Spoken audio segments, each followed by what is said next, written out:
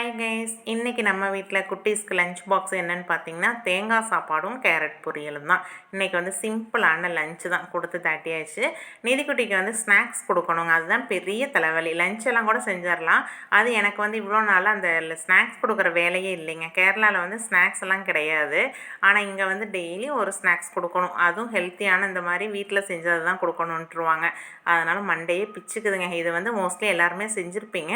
நான் வந்து என்னோடய ஸ்டைலில் நேற்று தான் வந்து ஃபஸ்ட்டு டைம் செஞ்சேன். அது எப்படி செஞ்சேன் அப்படின்னா, ஒரே ஒரு முட்டை, கொஞ்சமாக பால், கொஞ்சம் சர்க்கரை, கொஞ்சம் வெண்ணிலை எசன்ஸ் ஊற்றினாங்க. இல்லை அப்படின்னா ஏலக்காய் பொடி கூட போட்டுக்கலாம். அதெல்லாம் போட்டு கொஞ்சோண்டு உப்பும் போட்டு நல்லா கலந்துட்டு ப்ரெட்டை வந்து அதில் 2 சைடும் நல்லா முக்கி எடுத்துட்டு பட்ரு இல்லைன்னா நெய் எது வேணாலும் ஊற்றிக்கலாம். நான் வந்து கொஞ்சம் பட்ரு தான் அப்ளை பண்ணிவிட்டு நம்ம தோசைக்கல்லில் போட்டு 2 சைடும் நல்லா வேக வச்சு எடுத்தோம் அப்படின்னா சூப்பராக ரெடி ஆயிரும். நான் நேற்றாங்க ஃபஸ்ட்டு டைம் செஞ்சு கொடுத்தேன்.